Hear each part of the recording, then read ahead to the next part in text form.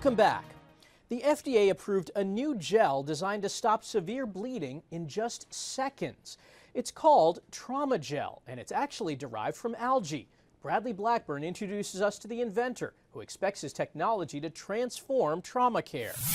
This line is sized to produce about 250,000 syringes on a monthly basis. What's happening here at this biomanufacturing facility in Brooklyn could be a matter of life and death. Inside these syringes, a new potentially life-saving gel that can stop severe bleeding in seconds, called Trauma Gel. One syringe will be enough to treat just about the largest bleed that you can imagine. Gunshot wounds, stabbings, motor vehicle accidents. Cressilon CEO and co-founder Joe Landolina launched the company out of his NYU dorm room in 2010 when the young scientist stumbled upon a gel that stuck to his skin. I had this idea that what if you took that gel and put it into a bleeding bullet wound to get a patient from point A to point B without them bleeding out. The gel is made from algae and has the consistency of hummus. Once it comes into contact with a wound, it forms a mechanical barrier against bleeding, and no manual pressure is required. Blood loss in traumatic wounds is responsible for more than 35% of all pre-hospital deaths. A product like this that's able to stop bleeding quickly and effectively can save countless lives. Trauma Gel is the company's second FDA clearance. It already has a hemostatic gel to treat minor cuts and scrapes and a veterinary gel for pets. This product for animals is being used a lot already, and people may not even be aware of it. Exactly. Federal go-ahead for this new product is based on preclinical data. Landolina expects to roll out Trauma Gel to hospitals and EMS teams later this year and hopefully start saving lives. Bradley Blackburn, CBS News, Brooklyn.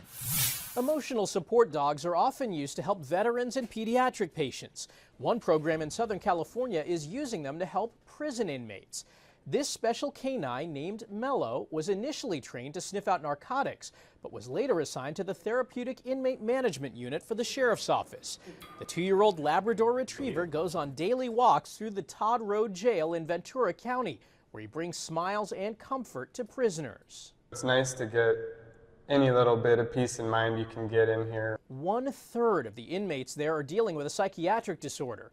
Officials say Mellow's presence has led to fewer psychotic episodes and outbursts at the jail. They're more willing to let us help them. I've seen fewer fights. The program's goals are to help the inmates become competent to stand trial, make their way through the court process, and ultimately be released back into society. Scientists say the warming climate is creating a longer mosquito season, which could increase the risk of disease. Natalie Brand looks at ways to protect yourself. This park is buzzing with a common pest. They've been definitely more aggressive than they have been in the past. As you can see, he's scratching. Mosquitoes preying on children, pets, and adults. It's hard to even come out to the park and play. Climate researchers say the warming weather is prolonging the number of mosquito days across the U.S. Every day when we go to that park, I will come home with at least 4 or 5 bites. The bite's not just uncomfortable, but can pose health risks. The CDC issued an alert this summer about dengue virus, with some local cases in Florida. And human cases of West Nile virus, the leading cause of mosquito-borne illness, have been reported in 30 states this year so far. Mosquitoes are bad this summer. I can just tell you my personal experience, they're everywhere. Dr. Glenn Wortman with MedStar Washington Hospital Center says while the risk of getting sick is still lower in the United States, the best prevention is to avoid getting bitten.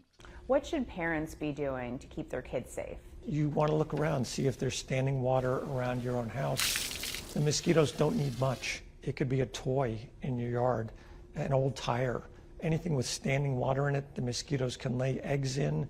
The CDC also suggests covering your arms and legs if you're going to be outside at dusk and choosing an insect repellent with EPA-registered ingredients such as DEET or picaridin, and wash it off when you return inside. These moms are ready for mosquito season to bug off. Natalie Brand, CBS News, Washington. Record numbers of Americans are hitting retirement age this year. The Alliance for Lifetime Income estimates about 11,000 a day are turning 65, and millions of them will start using Medicare. CBS News business analyst Jill Schlesinger says people receiving government health insurance still need to plan for major medical expenses. 65 million Americans currently receive Medicare for health coverage, but still face plenty of out-of-pocket expenses. A new report from Fidelity Investments reveals that a 65-year-old retiring this year can expect to spend, on average, $165,000 for health care and medical expenses throughout retirement. That number has more than doubled since 2002. Those expenses include premiums for Medicare Parts A and B, prescription drugs, and other costs like co-payments, co-insurance, and deductibles. The number is expected to go up about 5% every year, so people who are currently working need to plan for these expenses now. If your company offers it, enroll in a high-deductible health plan paired with a tax-free health savings account. If you leave your job, you can take your HSA with you and even use it decades in the future. If you don't have access to these plans, consider creating a separate investment account reserved just for healthcare. Putting a little bit of money away every month can help make sure you're covered during retirement. In New York, I'm CBS News business analyst Jill Schlesinger. After the break, one man is using his own pool to teach others like him how to swim. And the life-saving protocol for heat illness that only a few states require.